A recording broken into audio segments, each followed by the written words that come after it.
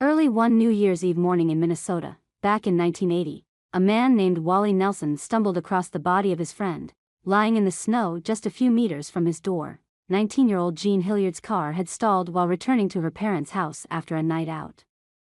Dressed in little more than a winter coat, mittens, and cowboy boots, she set out into the -30 Celsius, -22 Fahrenheit, night air to seek her friend's assistance. At some point, she tripped and lost consciousness. For 6 hours, Hilliard's body lay in the cold, warmth draining away to leave her, by several accounts, frozen solid. I grabbed her by the collar and skidded her into the porch. Nelson would report years later in a Minnesota public radio interview, "I thought she was dead.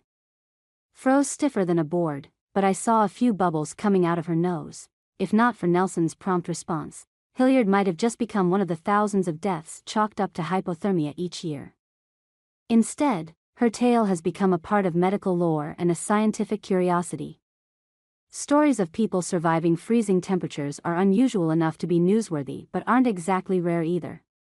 In fact, medical specialists in cold climates have a saying, "Nobody is dead until warm and dead." The realization that extreme hypothermia isn't necessarily the end of a life has become the basis of therapy in itself. Under controlled conditions, lowering body temperature can cool down the metabolism and reduce the body's insatiable hunger for oxygen. In medical settings, or on rare occasions elsewhere, a chilled body can put the brakes on the whole dying process long enough to deal with a low pulse, at least for a while. Where Hilliard's account stands out is the extreme nature of her state of hypothermia. Forget the fact her body temperature was barely 27 degrees Celsius, a full 10 degrees below that of a healthy human. She was, apparently, frozen. Her face was ashen, eyes solid, and her skin reportedly too hard to be punctured by a hypodermic needle. In the words of George Sather, the physician who treated her, the body was cold, completely solid, just like a piece of meat out of a deep freeze. Yet within just a few hours, warmed by heating pads, Hilliard's body returned to a state of health. She was talking by noon, and with little more than some numb, blistered toes, was soon discharged to live an unremarkable life unaffected by her night as a human popsicle, to friends and family in her community. It was all thanks to the power of prayer. But where does biology stand on the matter? Unlike many materials, water takes up a greater volume as a solid than it does as a liquid.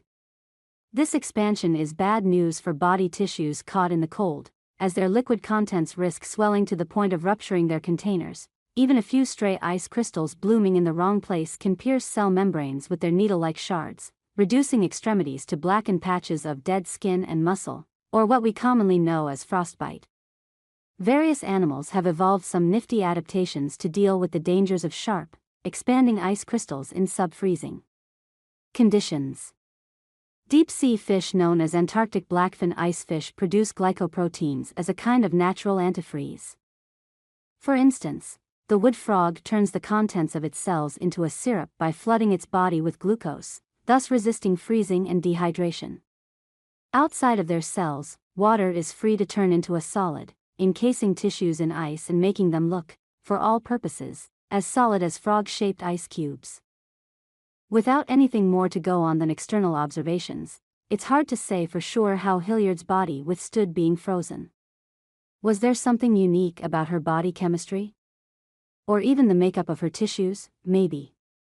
A far more important question is what exactly frozen means in this case. Although low, Hilliard's core body temperature was reportedly still far above freezing.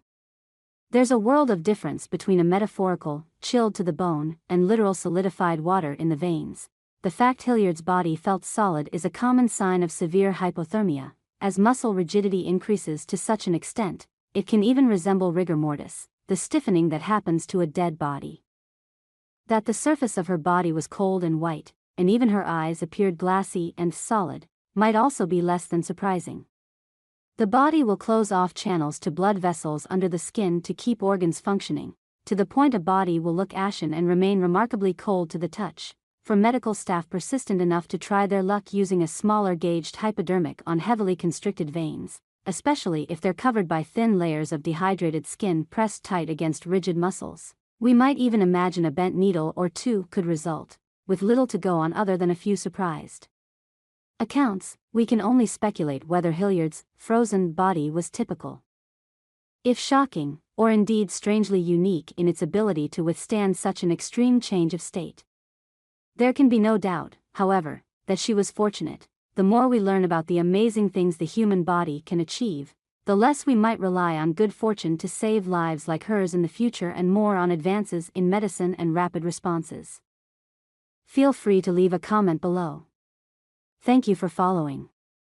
Don't forget to subscribe to the channel to stay updated with hot news every day.